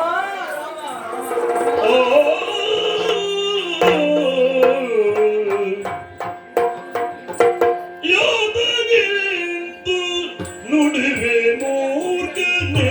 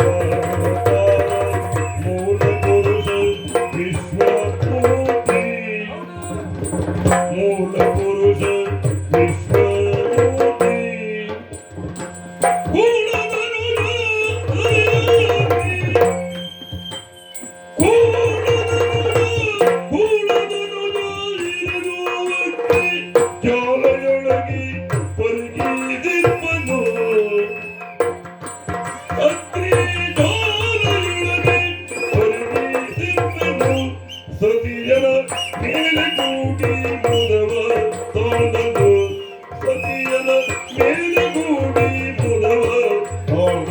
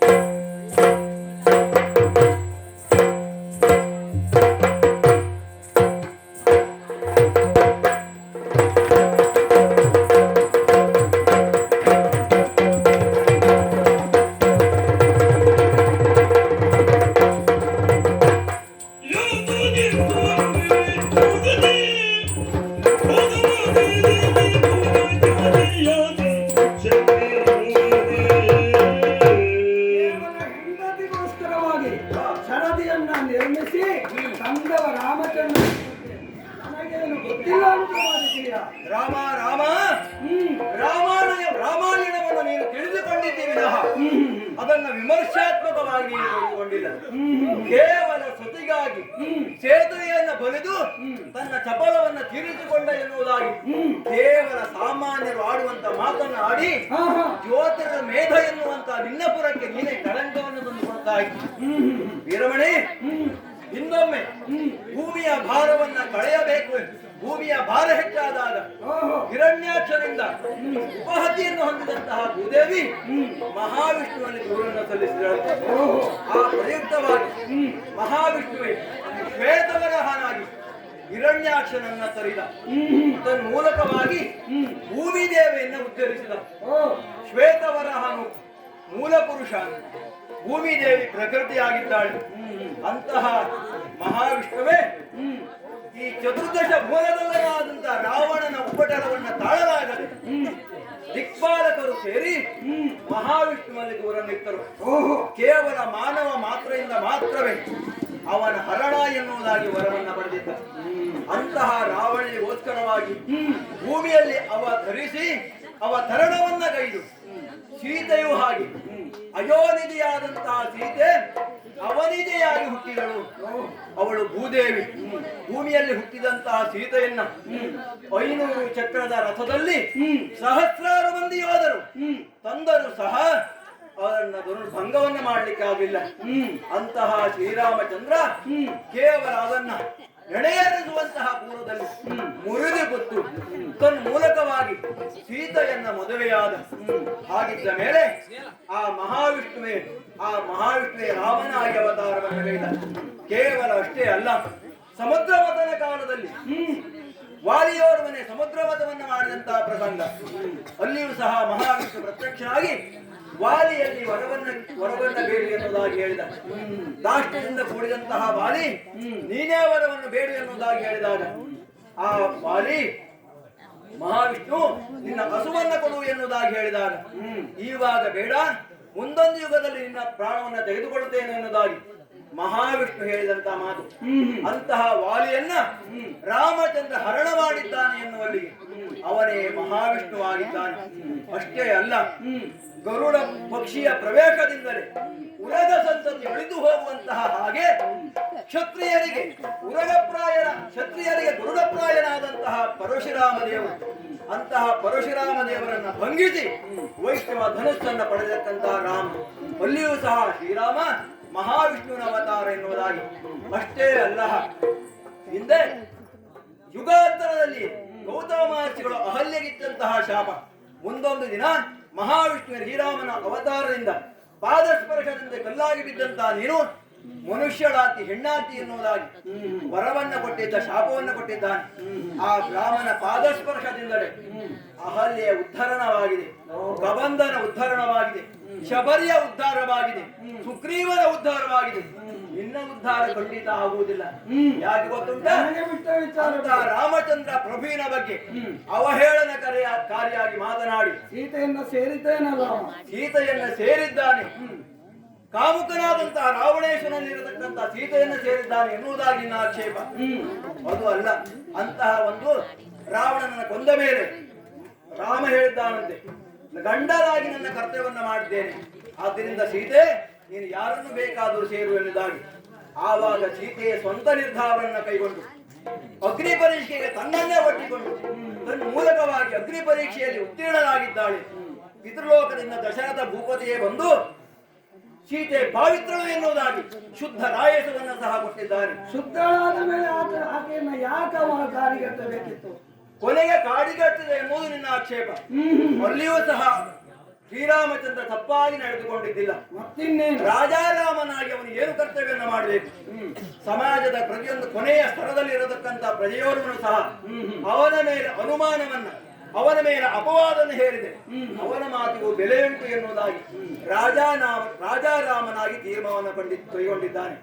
ಅಷ್ಟೇ ಅಲ್ಲ, ಅವಳನ್ನ ಕಾಡಿಗಟ್ಟುವಲ್ಲಿ ಶ್ರೀರಾಮನ ಉದ್ವೇಗವನ್ನು ಅರಿತಂತಹ ಸೀತೆಯೇ ತಾಪಸ ವಧುಗಳಿಗೆ ಬಾಗಿನವನ್ನ ಕೊಡಬೇಕು, ಅವರನ್ನ ಕಂಡು ದರ್ಶನ ಮಾಡಬೇಕು ಎನ್ನುವುದಾಗಿ ಇಚ್ಛೆ ಪಟ್ಟಂತಹ ಸೀತೆ ತನ್ನ ಪತಿಯ ತಳಮಳಕ್ಕೆ ಕೊನೆಯನ್ನು ಹಾಡಿ ಅವಳೇ ಕಾಡಿಗೆ ಹೋಗಿದ್ದಾಳೆ. ಅಲ್ಲಿ ಸೀತಾರಾಮನಾಗಿ ರಾಮ ಗೆದ್ದಿದ್ದಾನೆ, ರಾಜಾರಾಮನಾಗಿ ರಾಮ ಗೆದ್ದಿದ್ದಾನೆ. ಆದ್ರಿಂದ ಯಾವೊಂದು ಕಳಂಕವಿಲ್ಲ. ಆದ್ರೆ ಈವಾಗ ಬ್ರಹ್ಮತ್ಯಾ ದೋಷ ಎನ್ನುವಂತ ಕಳಂಕ ಯಾಕೆ ಬಂತು ರಾಮನಿಗೆ ಎನ್ನುವುದಾಗಿ ಪ್ರಶ್ನೆ. ಅಂದ್ರೆ ಮಾನವತ್ವದ ನೆಲೆಯಲ್ಲಿ ಅವನನ್ನೇ ತುಡುಕಿಸಿಕೊಂಡಂತಹ ರಾಮ ಮಾನವನಾಗಿ ತನ್ನ ಆದರ್ಶದಿಂದ ಆಚರಣೆ ಮಾಡುವ ಮೂಲಕವಾಗಿ ಮಾನವನೋರ್ವ ದೇವರಾಗಬಲ್ಲ, ನರನೋರ್ವ ಇಂದ್ರನಾಗಬಲ್ಲ, ನರೇಂದ್ರನಾಗಿ ಮೋಡಿಯಾಗಬಲ್ಲ, ಮೋಡಿಯನ್ನು ಮಾಡಲೂ ಬಲ್ಲ ಎನ್ನುವುದಾಗಿ ರಾಮನು ಲೋಕಮುಖಕ್ಕೆ ತೋರಿಸಿಕೊಟ್ಟಂತಹ ಆದರ್ಶ. ಆದ್ದರಿಂದ ಅದು ನೆವನ ಮಾತ್ರ, ಬ್ರಹ್ಮ ಹತ್ಯೆ ಎನ್ನುವಂತಹ ನೆವನ ಮಾತ್ರ.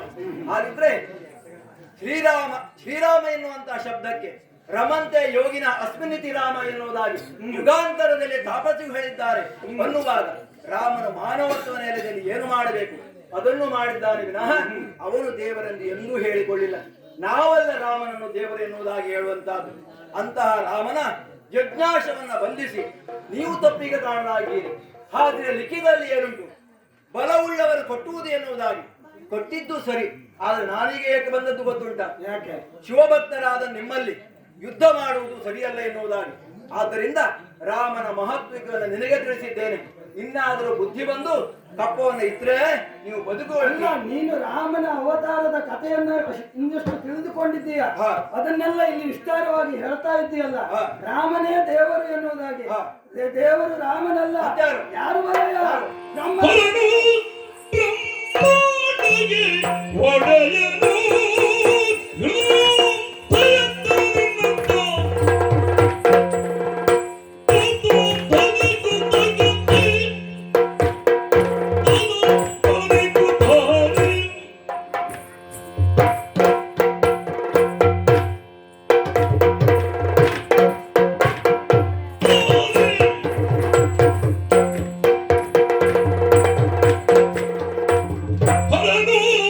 ಬ್ರಹ್ಮ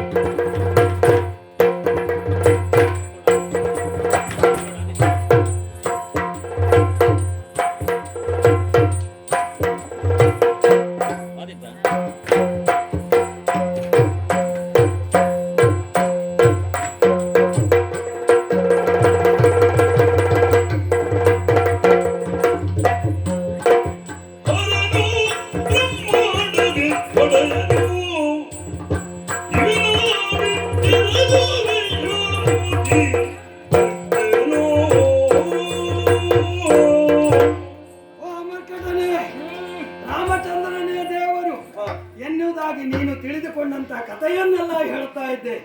ಆತ ಅವತಾರ ಪುರುಷ ಭೂಮಿಗೆ ಇಳಿದಿದ್ದಾನೆ ಎನ್ನುವುದಾಗಿ ನೀನು ಹೇಳುತ್ತಾ ಇದೆಯಲ್ಲ, ಅದನ್ನ ಕೇಳುವವ ಈ ವೀರಮಣಿಯಲ್ಲ.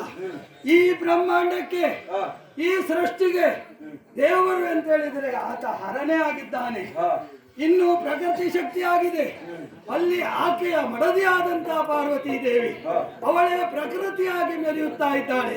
ಗಿರಿ ವನಗಳೆಲ್ಲವೂ ಆ ಪಾರ್ವತಿ ಪರಮೇಶ್ವರರ ವರ್ಷವಾಗಿದೆ. ದೇವರೆಂದರೆ ಅವರಲ್ಲದೆ ಬೇರೆ ಯಾರು ಅಲ್ಲ.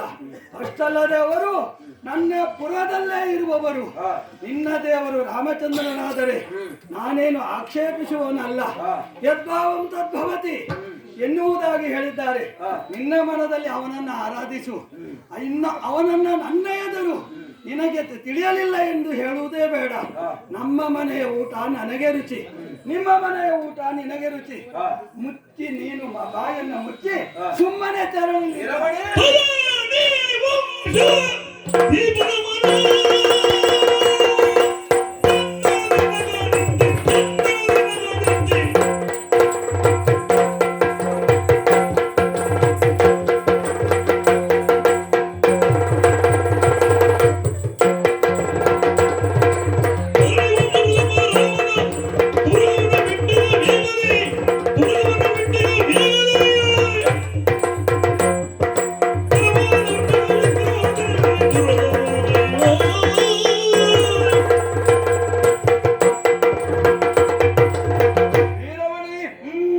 ರಾಮನ ತುರಗವನ್ನ ಬಿಡುವಲ್ಲಿ ನಿನಗೆ ಮನಸ್ಸಿಲ್ಲ.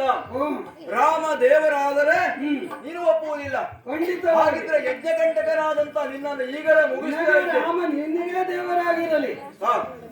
ಒಂದು ವೇಳೆ ಈ ಚತುರೋಪಾಯವು ಬಿದ್ದಲ್ಲಿ ಶತ್ರುಘ್ನ ದೇವರಾಡಿದಂತಹ ಮಾತು ಏನದು? ನಿನ್ನವರನ್ನ ಯಮಪುರಿಗೆ ಒಟ್ಟಬೇಕು ಎನ್ನುವುದಾಗಿ. ಅದು ನಾನು ಮಾಡುವಂತಹದ್ದಲ್ಲ. ಶತ್ರುಘ್ನಲ್ಲಿ ನೇಮವನ್ನ ಪಡೆದಿದ್ದೇ ಹೋದಂತಾದ್ರೆ ನೀನು ಇವಾಗ ಮಾತಾಡ್ಲಿಕ್ಕೆ ಬಿಡ್ತಾ ಇರ್ಲಿಲ್ಲ. ಆದ್ದರಿಂದ ನಿನಗೆ ಏನಾಗಬೇಕು ಕದನ ಮುಖದಲ್ಲಿ ತೋರಿಸ್ತೇನೆ. ಏನು ಮಾಡ್ತೀಯ ನೋಡ್ತೇನೆ ನಾನು.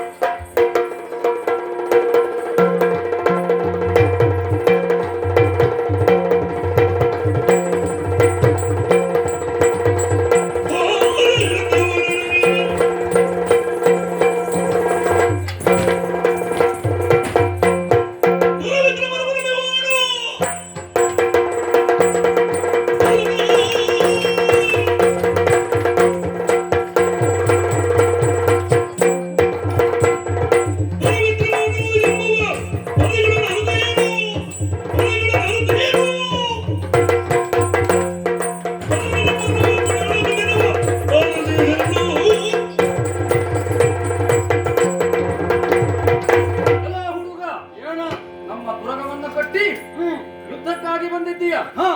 ಸುಮ್ಮನೆ ಹೇಳ್ತಾ ಇದ್ದೇನೆ. ಏನು ಸುಮ್ಮನೆ ಇಲ್ಲಿಂದ ತೆರಳಿ ಮುರಗವನ್ನು ಒಪ್ಪಿಸಿದರೆ ಬದುಕಿ ಉಳಿತೀಯ? ಇಲ್ಲವಾದ್ರೆ ನಿನ್ನ ಪಾಲಿಗೆ ಅಂತ್ಯ ಎನ್ನುವುದಾಗಿ ತಿಳಿ.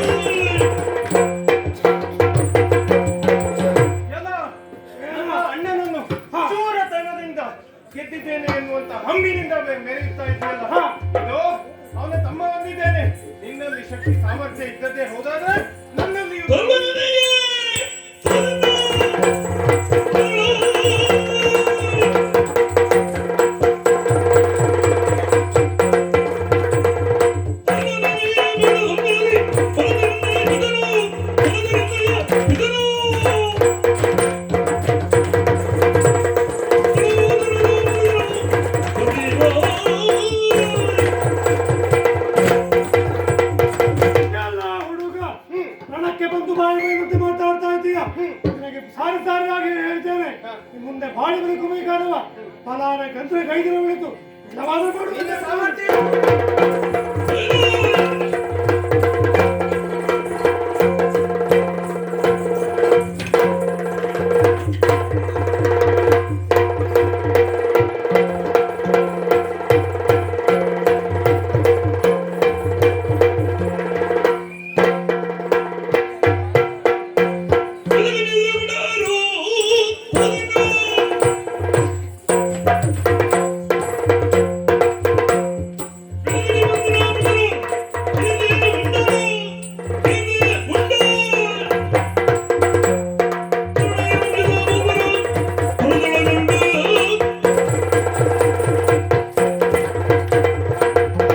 ಎಲ್ಲ ಶತ್ರುಘ್ನ ಸೇನೆಯವರಿಗೆ ಬಂದು ನಮ್ಮವರನ್ನೆಲ್ಲ ಹಾ ನುಗ್ಗುತ್ತಾ ಬಂದು ಕಡಿಯುತ್ತಾ ಬರುತ್ತಾ ಇದ್ದೀವಿ. ನಿಜ.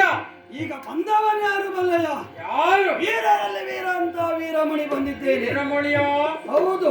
ಹಾ ಒಳ್ಳೆಯ ಮಾತಿನಿಂದ ಹಾ. ಹಿಂದೆ ತೆರಳಿದರೆ ಸರಿ, ಹಾ. ಇಲ್ಲದಿದ್ದರೆ ಯಮಪುರಿಗೆ ಹಾಕುತ್ತೇನೆ ಜಾಗ್ರತೆ. ಯಾರು ನೀನು?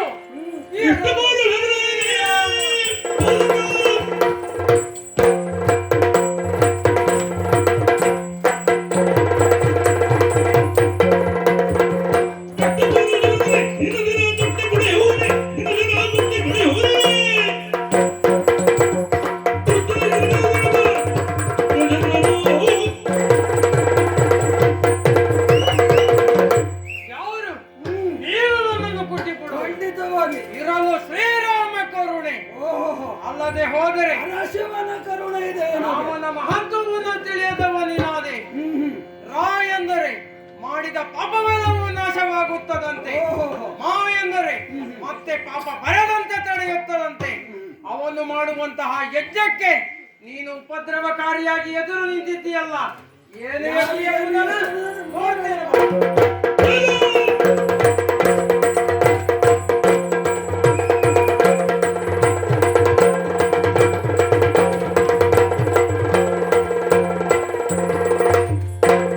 ಪುರದಲ್ಲಿ ವೀರಮಣಿಯನ್ನು ತರುತ್ತದ್ದಾಯ್ತು.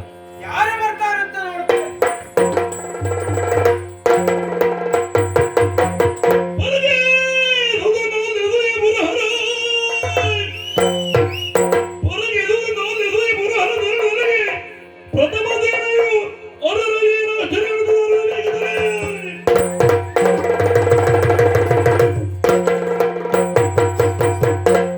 ಅಪ್ಪ ಏನಾಶ್ಚರ್ಯ! ನನ್ನವನಾದಂತಹ ವೀರಮಣಿ ಸಕಲ ಸೈನ್ಯವನ್ನ ಒಳಗೂಡಿಕೊಂಡು ರಾಮನ ಅನುಜನಾದಂತಹ ಶತ್ರುನ ಸೇನೆಯನ್ನು ಎದುರಿಸಲಿಕ್ಕೆ ಹೋದವ ನನ್ನದ್ದಾದಂತಹ ಪ್ರಮಥ ಸೇನೆಯ ಸುಳಿವಿಲ್ಲ. ವೀರಮಣಿಯು ರಣಾಂಗಣದಲ್ಲಿ ಮಾರಣಾಂತಿಕ ಗಾಯಗೊಂಡವನೀಗ ಮರಣವನ್ನೊಪ್ಪಿದ್ದಾನೆ ಎನ್ನುವಂತಹ ವಾರ್ತೆಯನ್ನ ಕೇಳಿದ್ದೇನೆ. ಕೇಳಿ ಸುಮ್ಮನಾಗುವೇನೇ? ಏನು ಮಾಡ್ತೇನೆ ಗೊತ್ತಾ?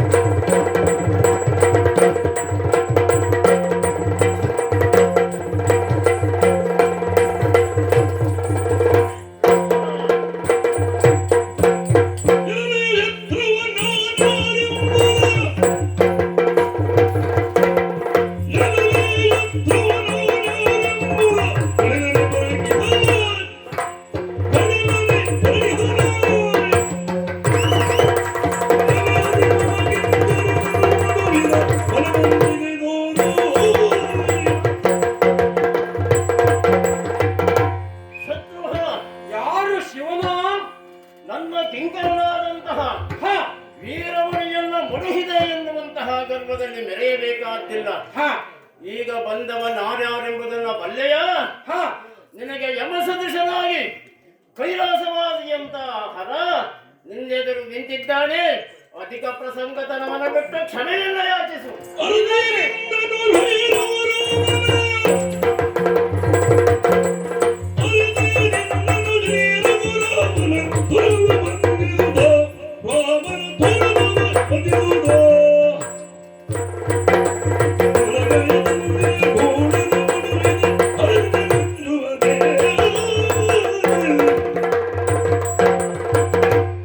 ಓ ಶಿವ, ಈಗ ಬಂದು ಹೇಳುತ್ತಾ ಇದ್ದೀಯ ಯಮಪುರಿಗೆ ಅಟ್ಟುತ್ತೇನೆ ಎಂಬುದಾಗಿ. ಅಲ್ಲದೆ ಹೋದರೆ ವೀರಮಣಿಯು ನಮ್ಮ ಯಜ್ಞಾಶ್ವವನ್ನು ಬಂಧಿಸಿದ್ದು ನಿನಗೆ ತಿಳಿದಿಲ್ಲವೇ? ಅಷ್ಟೇ ಅಲ್ಲ, ಸಂಧಾನಕ್ಕಾಗಿ ನಾವು ಹನುಮಂತನನ್ನ ಕಳಿಸಿದ್ದೇವೆ. ಅಲ್ಲಿಯೂ ಪ್ರಯೋಜನಕಾರಿಯಾಗಲಿಲ್ಲ. ಅವನು ಯುದ್ಧಕ್ಕೆ ಸನ್ನದ್ಧನಾದ. ಅವನನ್ನು ಪಡೆದು ಮುಗಿಸಿದ್ದೇನೆ. ಏನಾಯಿತು ಈಗ? ಮೊದಲಾಗಿ ನನ್ನಲ್ಲೇ ಒಂದು ಬೇಡಿಕೊಂಡಿದ್ದಲ್ಲಿ ವೀರಮಣಿಯ ಮನವೊಲಿಸಿ ಕಪ್ಪ ಕಾಣಿಕೆಯನ್ನು ನಿಮಗೆ ಒಪ್ಪಿಸಬಹುದಿತ್ತು. ಏಕಾಏಕಿಯಾಗಿ ನಮ್ಮ ಪುರದ ಮೇಲೆ ದಾಳಿಗೈದಂತಹ ನಿಮಗೆ ಇನ್ನೂ ಕ್ಷಮೆ ಇಲ್ಲ. ಮದಮುಖನಾಗಿ ವರ್ತಿಸಬೇಡ. ಓ ಪರಮೇಶ್ವರ, ನೀನು ಈಗ ಬಂದು ಹೇಳುತ್ತಾ ಇದ್ದೀಯ. ಮೊದಲೇ ನನಗೆ ತಿಳಿಸಿದ್ದರೆ ಕಪ್ಪ ಕಾಣಿಕೆಯನ್ನು ಕೊಡಿಸುತ್ತಾ ಇದ್ದೆ. ಅಲ್ಲದೆ ಹೋದರೆ ಪುರದ ರಕ್ಷಣೆಯನ್ನು ಹೊತ್ತು ಮನೆಯಳಿಯನ್ನಾಗಿದ್ದುದು ನೀನೇ ಅಲ್ಲವೇ? ಹಾಗಿರುತ್ತ ವಿಚಾರವೆಲ್ಲವೂ ನಿನಗೆ ಮೊದಲೇ ತಿಳಿದಿತ್ತು.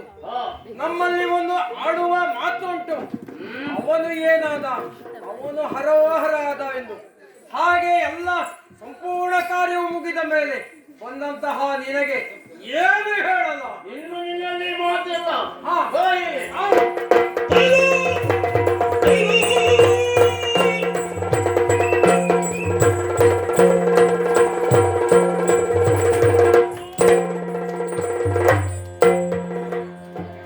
ಅತಿಯಾದ ಗರ್ವದಿಂದ ವರ್ತಿಸುತ್ತಿದ್ದಂತಹ ಶತ್ರುಘ್ನನನ್ನ ಮಡುಹಿದ್ದೇನೆ.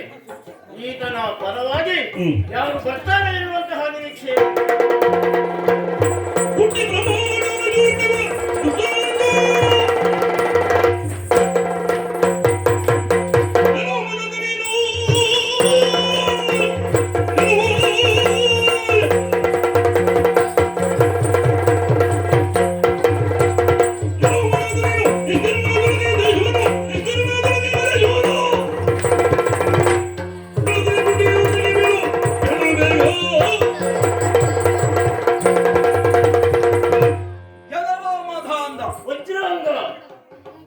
ಈಶನಾದಂತಹ ನೀನು ದೇವತ್ವದ ನೆಲೆಯಲ್ಲಿ ಏನು ಮಾಡಬೇಕು ಅದನ್ನು ಮಾಡುವುದನ್ನು ಬಿಟ್ಟು ಮಾನವರ ವ್ಯವಹಾರದಲ್ಲಿ ಮೂಗು ತೂರಿಸಿಕೊಂಡು ಪರಮಾತ್ಮನಾದಂತಹ ರಾಮನ ಯಜ್ಞಾಶವನ್ನು ಬಂಧಿಸಿದಂತಹ ವೀರಮಣಿಗೆ ಬೆಂಬಲವಾಗಿ ನಿಂತು ಮಾವನಿಗೆ ಬೆಂಬಲವಾಗಿ ನಿಂತು ತರಳು ಸೇನೆಯನ್ನ ಧರೆಗೆ ಒರಗಿಸಿದ್ದಿ.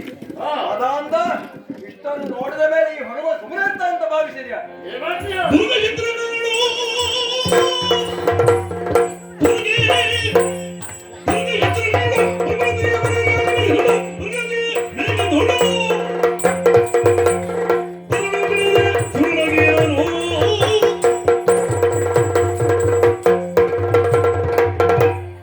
ನಾನಾಗಿಯೇ ಶತ್ರುಘ್ನನನ್ನ ವಧಿಸುವ ಕಾರ್ಯಕ್ಕೆ ಹೋದವನಲ್ಲ. ಆತನಾಗಿ ನನ್ನ ಮಾರ್ಬೆಳೆದು ನನ್ನೊಡನೆ ಯುದ್ಧಕ್ಕಾಗಿ ನಿಂತ ಪರಿಣಾಮವಾಗಿ ಆತನನ್ನ ದರೆಗೊಳಿಸಿದ್ದೇನೆ. ಆತನ ಪರವಾಗಿ ನೀನನ್ನ ಯಾರೇ ಬಂದರೂ ಸಹ ಬಿಡುವವನಲ್ಲ. ಹಿಡಿದಂತಹ ಶೂರನಿಂದ ಬರುತ್ತೇನಂತೆ. ಒಳ್ಳೆ ಶಂಕರನಿಗೆ ಮಗನ ಪೆಟ್ಟು ತೋರಿಸಪ್ಪ.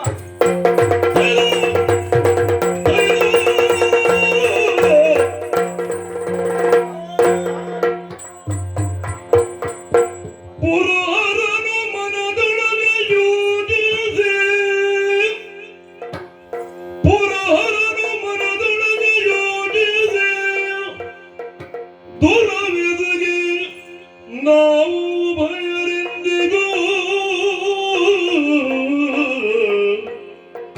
ದುರವೆದಗೆ ನಾವು ಭಯರಿಂದಿಗೂ ಬರದು ಜಯವೀರರಿಗೆ ಸಾವಿರ ವರುಷ ಹೆಣಗಿದಡಿ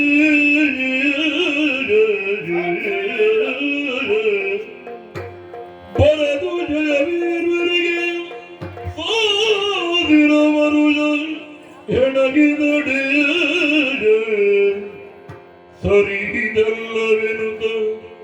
ಕ್ಷಮೆಗೆ ಮೂಡು